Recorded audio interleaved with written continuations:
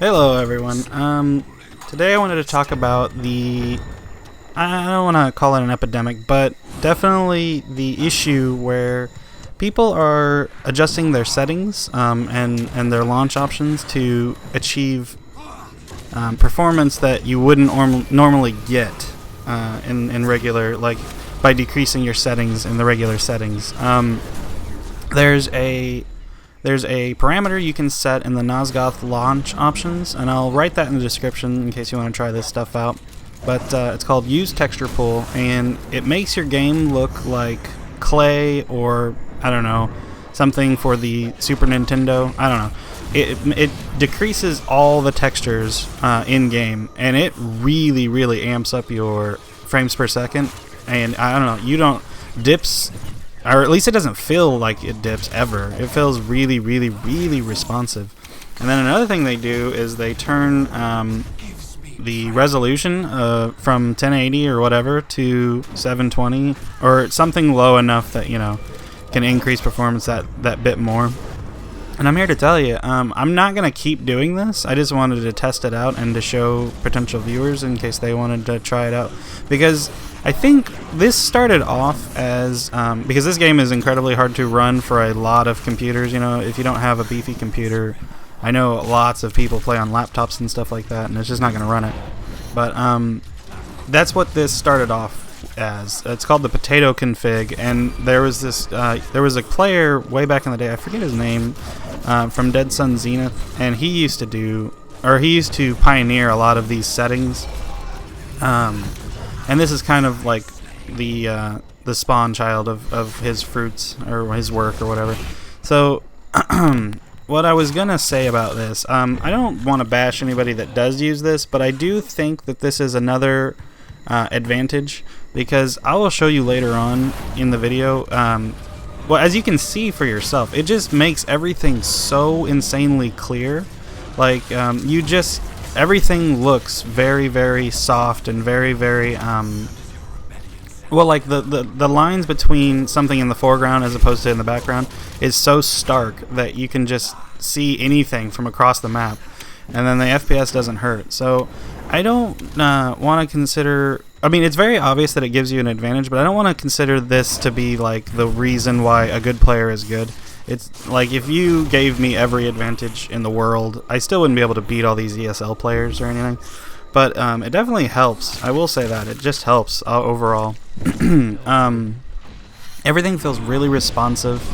All your spells come out quicker, it feels like. Or not quicker, but I don't know. There's just no input delay, it feels like. So I'll put some of that stuff in the description on the settings and whatnot, and you can toy around with it if you haven't already. But I do suggest people with limited rigs, on computer rigs, I do suggest trying some of this stuff out. If you have a beefy computer, I guess you can still do it, because I know well, probably all the SL players, to be honest. I don't know every single one of them, but a large majority of them do use this technique. So and I want to say here and now, this is the last video you'll see of this setting. I don't like it. It really does enhance your performance, but I don't care. It's not going to save me from being bad, so I'm just going to play how I always have. Alright, so let's continue on. In other news, I finally achieved my goal of Blood 5, which took an insane amount of time for me. I did 80-something matches, 82 matches, something like that. My god. The last 20 were rip your hair out aggravating. It was really rough. I play alone a large majority of the time. Sometimes I'll get invited by people that are way better than me, and then I feel like I'm just dragging them down, so then I don't know. I don't like doing that too much. So I'll usually play alone, and but I'll tell you what, man. I played against MC and Xeno and all those people that are fighting for whatever place in Eternal. Oh my god. The game doesn't make sense to me at that level of play. It's really aggravating. Like, I don't even understand what it is that they're doing to just know. Like, I understand that they're hyper aware, and they can, like, if they get a glimpse of you, they'll shoot you. It doesn't matter, you know. Like if your ankle is in frame, they will shoot you, and it's like, wow, that's amazing. But it's not even like that. It's like if they hear a grunt or a growl or anything, they'll hunt you down and kill you, like really, really, really effectively. It's like, how do they know everything about, like, it's like I don't know how to describe it. It's really daunting.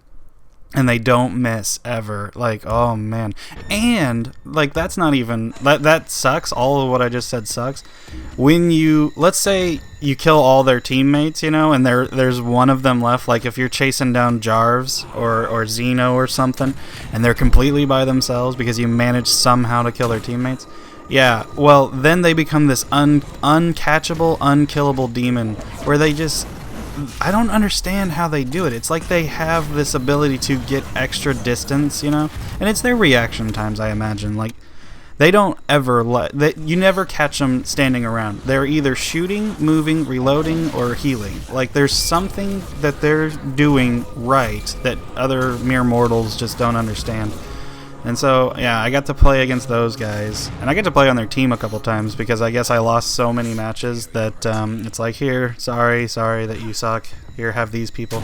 And then that's even more of a smash to the ego because you're just cannon fodder. And I don't mind being baited because, like, I don't know what I'm doing anyway at that level of play. But I did play with, what's their name? MC and Xeno. And it's really crazy. Like, whenever you're on Vampire side, he'll just go in 1v4 and kill 5 people. Like, wait, there's only 4 people on the team. How'd you do that? But no. And then whenever you're on human side, I should say, because they're a team, but they cover every angle. It's like, it's just the total opposite of what I'm used to. I'm so used to being overrun and being focused down. And when you're in a game with those people, it's like there's no opponents. They just get shot instantly and killed instantly. It's really crazy, and I don't know how they do it, but man. So, all right, I'm gonna stop rambling about this. I did hit blood, and that was nice, but it was a fight. It was a real fight to get there. I feel like that's almost kind of an issue with Nosgoth. The player size is so itty bitty tiny that you don't have a whole lot of options when it comes to filling up lobbies, and they fill them up so quickly. You know, they don't worry about getting blood with blood and gold with gold and bronze with bronze. They just shove. Usually what I see what they do is they'll shove 2 very high skilled players because it's duo ranked, you know.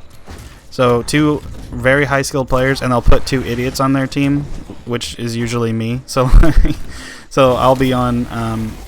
Not all the time. Sometimes I'll go against 4 Eternals, or it feels like, and then I'm just with 4 nobodies, you know, and it's like, God, we had no chance. And the end score is like 3-60, and it's like, good God, and that was rough. So, but that's the algorithm, and it's not very good. It doesn't work very well at all. It definitely doesn't make an enjoyable experience for all these people that are learning the game. And I know a lot of people will be like, well, don't learn the game in ranked, play normals. That queue is dead, man. When ranked is up, nobody wants to play normals, and the only people that do are actually just starting out. You know what I mean? Like, they really have no idea how this game works because people want to rank. They want to, you know, test their skill. It's just the small pool of players makes it. You have people that are gods of the game and people that are okay at the game in the same lobbies all the time, and it's not fair. So the game suffers for it, and until they fix that, and until they address some of the I don't know how. I mean, it's not like I can throw them any good tips on how to fix it, because I don't know, with a community of 1,000 people, you know, and let's say 500 of them are playing ranked or something, you know, whatever. There's only so much you can do before you're just thrusting people together into a match. Alright, the video's almost over, but I just want to touch upon, they did say in that community stream that we'll be getting the Beastmaster release in, what, like 2 weeks, I think they were hoping for? So somewhere in March. I don't know. I'm kind of losing steam on being excited for that character. Like, don't get me wrong, it's going to be cool and stuff, but I'm actually more afraid of what it's going to do to the game, you know, balance-wise. Their balance has been pretty shady, you know, as it is. So I can't imagine launching something like that into it. And here's what I'm really, really scared about.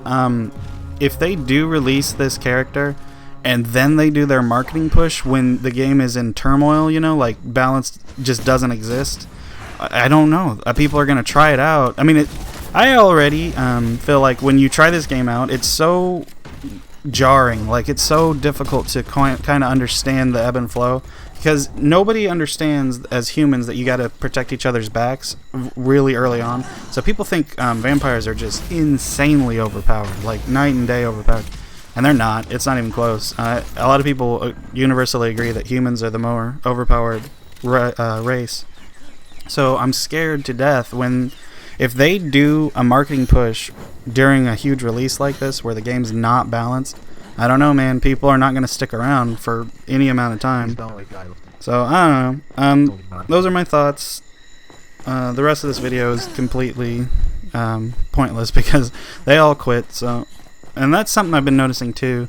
You know, ranked has a lot of issues, and then even after you get through, you know, matchmaking and all this stuff, now people are actually leaving matches before they end because you lose, I think, 4 points or something like that, as opposed to whatever you would have lost if you stayed.